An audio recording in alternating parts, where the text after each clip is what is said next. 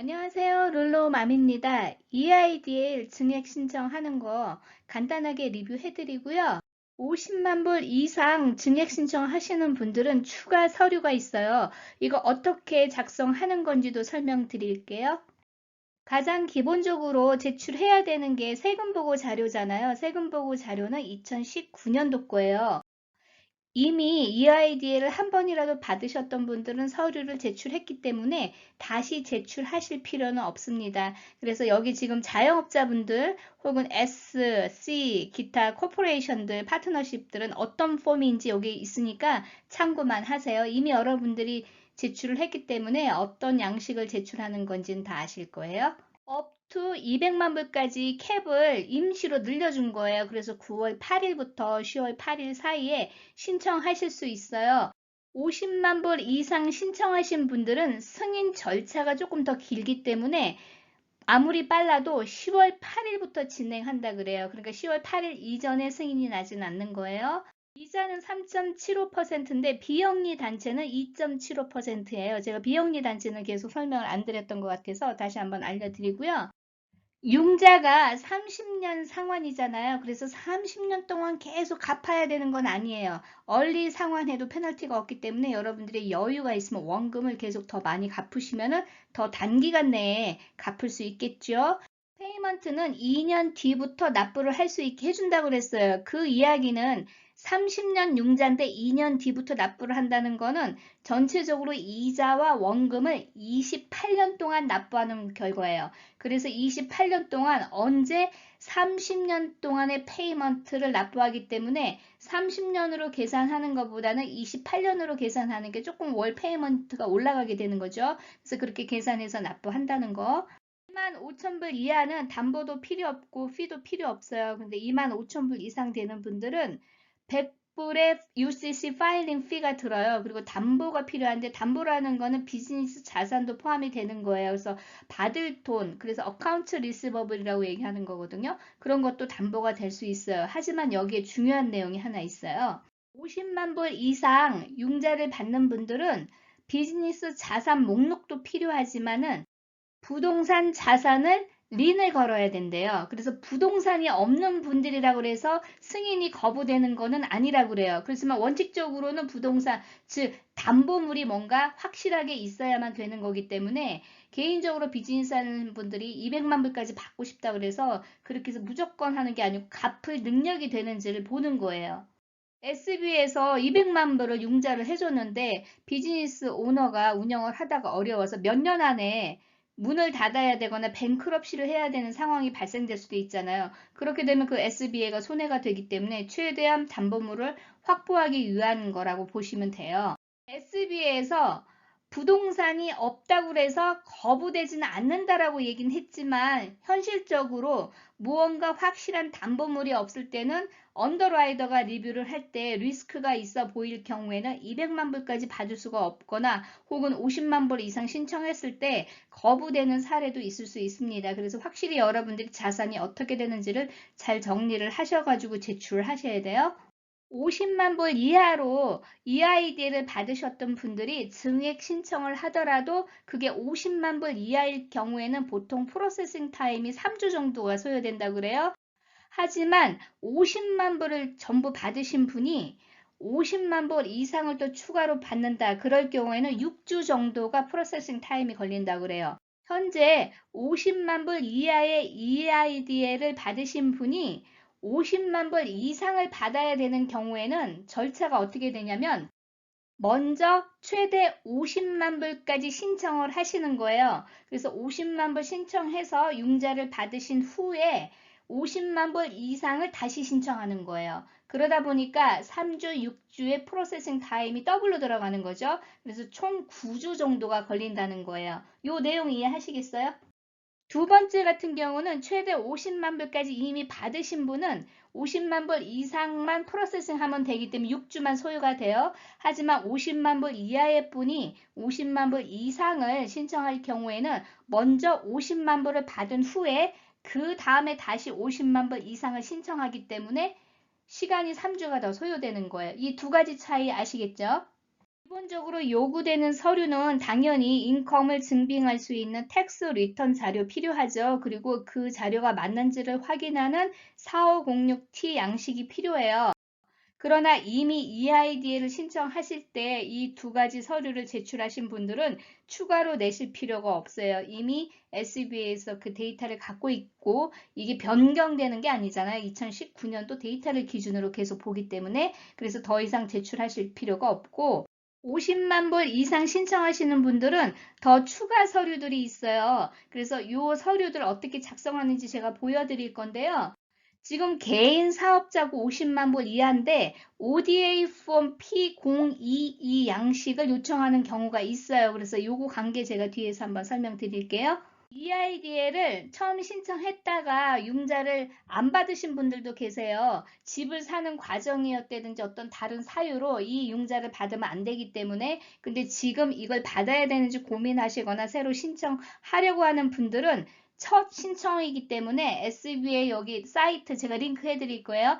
여기에 들어가서 순서대로 작성하시면 되고요. 이 동영상은 이미 제가 2020년 4월에 올려놨어요. 그걸 참고하시면 돼요. 크레딧 카드 빚보다는 훨씬 저렴하기 때문에 비즈니스 하시는 분들이 자금 때문에 문제가 있는 분들은 카드 빚을 늘리는 것보다 차라리 이 융자를 받아서 자금 회전을 시키는 게 훨씬 좋습니다. 내년부터는 자영업자분들이 융자를 받기가 어려울 수도 있어요. 특히 크레딧 카드 리밋이 가령 2만 불이었다 그러면은 은행에서 임의로 이 리밋을 10,000불이나 5,000불로 줄일 수도 있단 말이에요. 그래서 만약에 여러분들이 앞으로 자금을 그냥 버틴다 이러면은 운영 자금으로 좀 갖고 계시는 것도 좋은 방법이에요. 기존에 이미 EIDL을 받았던 분들은 어카운트 로그인만 하셔가지고 들어가시면 돼요. 로그인을 하면은 이 화면이 나오죠. 파란 박스에 Request More Fund라고 이렇게 나와 있으면 쉬운데 만약에 이 박스가 없을 경우에는 본인이 받을 수 있는 최대의 EIDL 융자를 받으셨기 때문에 안 나온대요. 그러면 여러분들이 이 박스가 나오지 않을 경우에는 Disaster Customer Service at sba.gov로 이메일을 보내서 더 펀드가 필요하다고 요청을 한번 해보세요. 만약에 이 박스가 나올 경우에는 그냥 간단하게 이 박스를 클릭하시면 돼요. 클릭을 하시면은 역시 마찬가지로 20% 오너십을 갖고 있는 사람이 뱅크럽시와 관련이 있는지 뱅크럽시를 하려고 하는지 그 질문이에요. 이 질문에 오픈 뱅크럽시라고 하면은 여러분들이 파산 중이기 때문에 승인이 나지 않습니다. 그래서 만약에 파산하고 전혀 관련이 없다 그럴 경우에는 여기에 빈칸으로 놔두시면 돼요. 그 다음에 Submit을 누르시면 돼요. 리뷰한 후에 연락을 주겠다 그런 메시지가 나와요. 그래서 만약에 이메일로 승인이 나는데 보통 하루 정도면 나더라고요. 그래서 여러분들 스팸 메일도 꼭 확인하시고요. 그 안내가 오거나 혹시 안내가 안 오더라도 로그인을 해서 상태가 어떻게 바뀌는지 보세요. 자, 지금 박스가 없어졌죠. 그리고 amount confirmed라고 되어 있으면서 왼쪽에 change amount라고 나와요. 20만 불 이하는 빨리빨리 프로세싱이 되는 것 같아요. 그래서 change amount를 눌러보시면은 이렇게 금액을 조절할 수가 있어요. 그래서 빨간 거 동그라미 돼 있는 거를 움직여서 여러분이 얼마를 받을지를 정하는 건데 지난번처럼 실수하시면 안 돼요. 만약에 여러분들이 1차에 10,000불을 받고 또 요번에 새로 신청하는 게 3만 불이 필요하다 그러면 얼마를 정해야 된다 그랬죠? 4만 불로 바꿔야 돼요. 왜냐? 이거는 추가 융자이긴 하지만 기존 융자 번호에 모디피케이션을 하기 때문에 융자 금액을 움직이면은 밑에 페이먼트 어마운트 금액이 자동으로 바뀌어요. 그래서 월 얼마씩 내는 건지 그 금액이 대충 계산이 되는 거예요. 원하는 금액을 선택한 다음에 밑에 Accept 누르시고 앞 화면에 밑에 보면은 다큐멘트를 또 추가로 입력을 해야 돼요. 그래서 여기 보면 Start라고 나와 있으면 눌러서 진행하시는 거예요.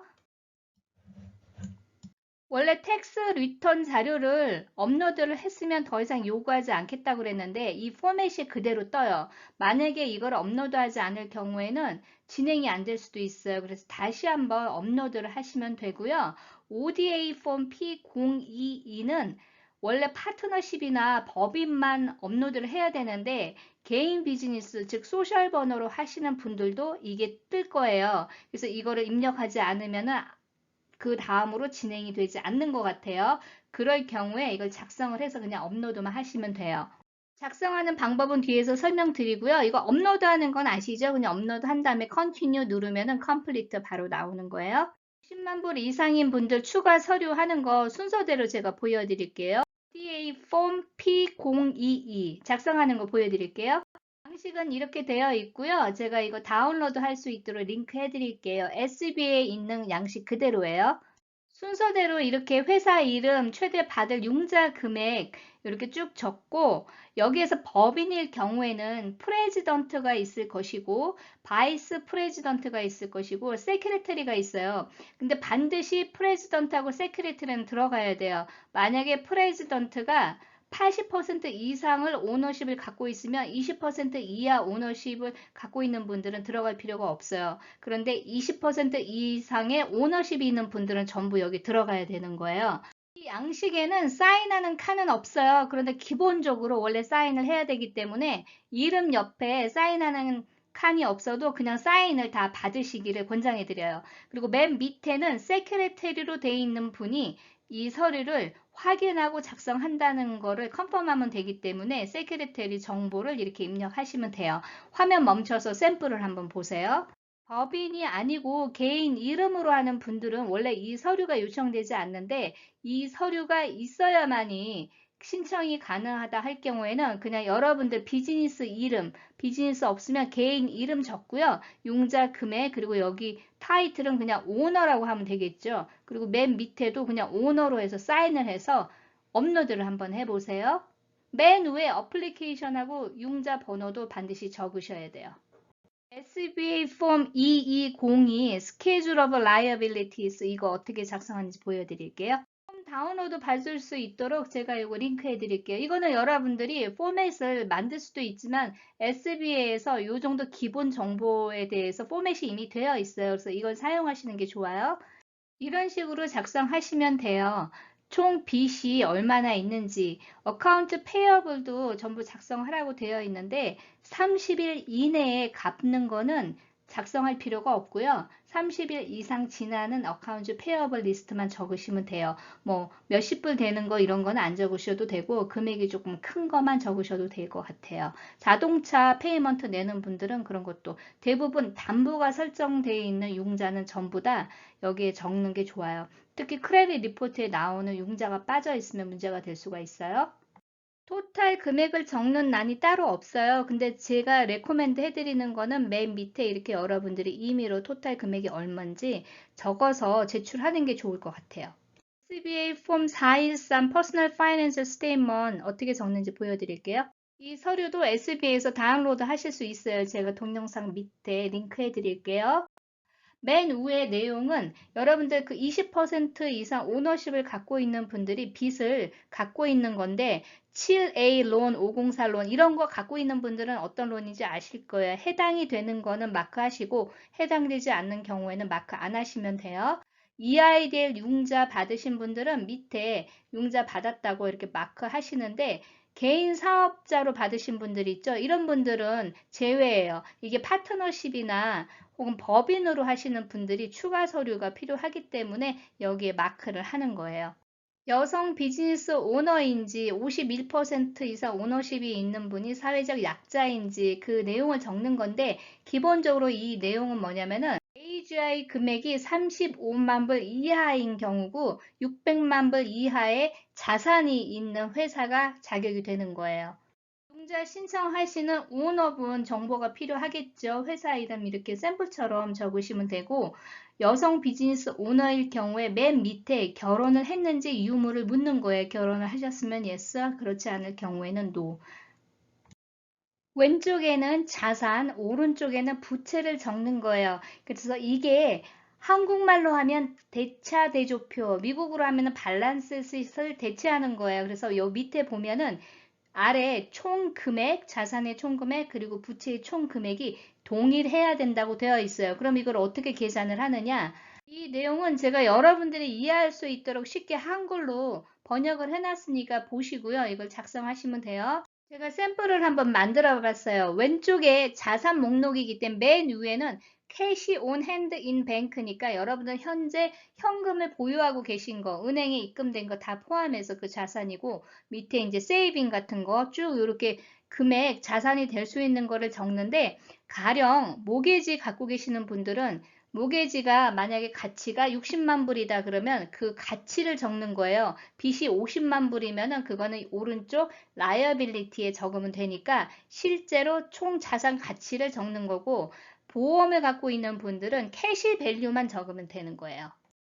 자, 그러면 총 자산이 105만 불이라고 가정을 할게요. 그럼 오른쪽에 부채를 쭉 적는 거예요. 어카운트 페어블, 은행 융자, 기타 자동차 할부금 쭉 적어요. 그러면 요 금액이 얼마가 나오냐면은 87만 불이 나왔어요. 그럼 부채가 총 87만 불이고 자산이 105만 불이란 말이에요. 그런데 이 밸런스를 똑같이 105만 불로 맞추라는 거예요. 그러면 이거 맞추면 요 차입금을 어떻게 하느냐? net worth에 그 차입금을 적으면 돼요. 그래서 총 부채의 금액 total liability라고 되어 있는 거, 그 금액을 밑에 자산 금액에서 뺀 나머지 금액이 net worth예요. 그러니까 여러분들이 18만 불에 순수 자산이 있다는 거죠. 이게 마이너스 나는 분들은 마이너스로 적으시면 되는 거예요. net worth 금액이 많을수록 더 좋은 거겠죠. 부채보다 아무래도 자산이 더 많아야 회사한테 뭔가 융자를 내줘도 리스크가 덜 하잖아요. 이게 기본적으로 은행에서 융자를 내주는 그런 조건인데 SB에도 마찬가지로 융자를 내줘야 되는 상황이기 때문에 리스크가 큰 회사보다는 그래도 자산 가치가 더 있는 회사가 유리할 수가 있을 것 같아요. 기타 수입들이 있는 분들은 밑에 디스크립션을 적으시면 돼요. 위자료나 양육비 같은 건 적는 게 아니고요. 가령 뭐 작가들이라든지 뭐 다른 어떤 카피라이트 갖고 있는 분들도 이것도 하나의 자산이기 때문에 적으시면 돼요. 그 디테일하게 얼마의 가치가 있고 어떤 건지 그 내용을 서술하시면 돼요. 페이지가 모자르면 첨부하실 수 있어요. 여기 내용에 보면은 describe in section 5, 8, 3 이런 식으로 섹션 넘버가 쭉 있어요. 이 번호를 뒤에서 더 디테일하게 서술해야 되는 게 있거든요. 그래서 이 번호가 어디에 들어가는지 더 자세한 정보를 어떻게 넣는 건지 그걸 참고하시면 돼요.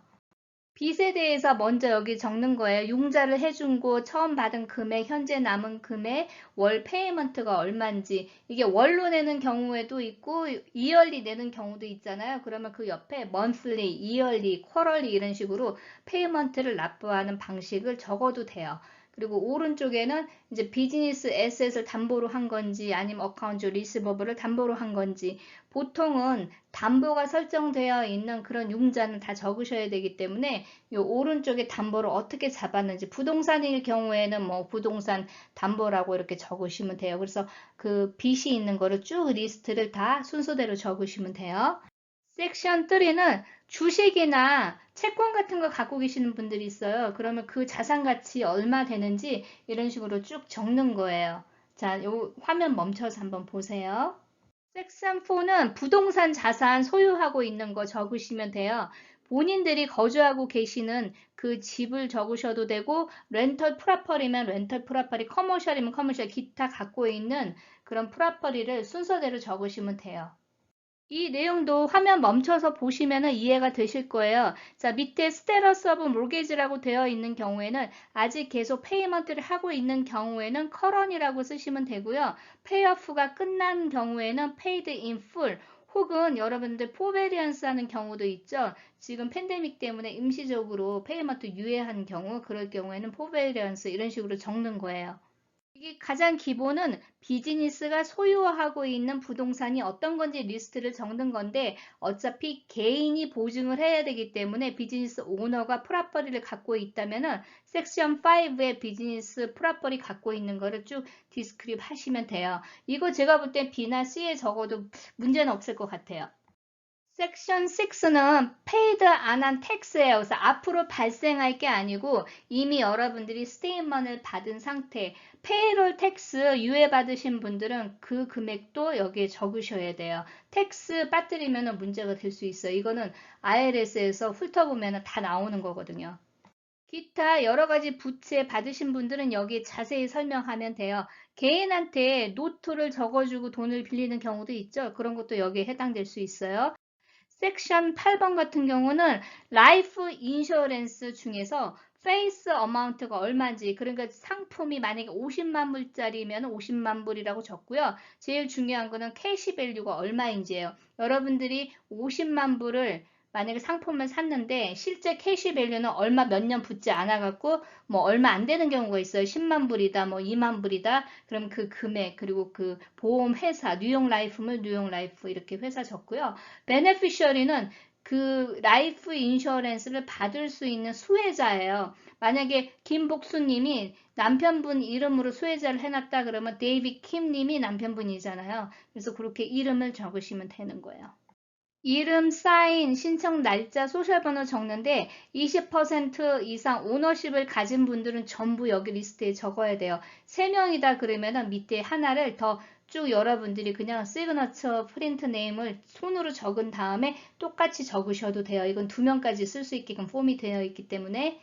맨 마지막 페이지는 여러분들이 킵하시는 거고 이건 제출하는 게 아니에요. 이건 제가 자세히 설명드리진 않을 거예요. 이거 거짓으로 신청할 경우에는 형사법에 의해서 감옥도 갈 수 있고 어떤 불이익을 받을 수 있다, 그런 내용들이 서술되어 있는 거예요. 부동산 소유하고 있는 리스트를 작성하는 건데 EIDL을 처음 작성하시는 분들은 그 폼에 이 템플릿이 있나 봐요. 그런데 이게 별도로 양식이 이렇게 찾기가 힘든데 제가 이걸 찾았어요. 그래서 이 양식이 부동산 자산을 리스팅할 수 있는 양식이에요. 이것도 여러분들이 다운로드 받을 수 있도록 제가 동영상 밑에 링크해 드릴게요. 부동산 소유하고 계신 거 주소, 뭐 몇 년 됐는지, 자산 가치가 얼마인지, 처음에 샀을 때는 얼마인데 지금 현재 밸류가 얼마인지, 그리고 융자 받아가지고 린이 걸려있는 게 얼마인지 이런 식으로 적으시면 돼요. 그래서 만약에 서류가 좀 부족하다 그러면 SBA에서 요청이 올 거예요. 그렇기 때문에 여러분들이 서류 작성하는 거에 실수만 없으면 되는 거예요.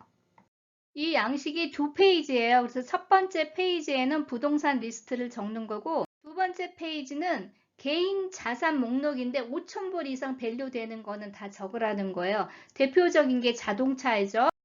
몇 년도에 얼마에 샀고 현재 자산 가치가 얼마고 그 린이 얼마 걸렸는지, 이게 만약에 페어프 된 경우에는 린 걸린 게 없겠죠. 지로죠. 그리고 린 홀더도 없죠. 왜냐면 이게 갚을 사람이 없기 때문에 그럴 경우에는 NA라고 적으시면 돼요. 모터사이클, 요트 이런 거, RV 같은 것도 자산이 될 수 있어요. 이런 것도 다 적으실 수 있어요.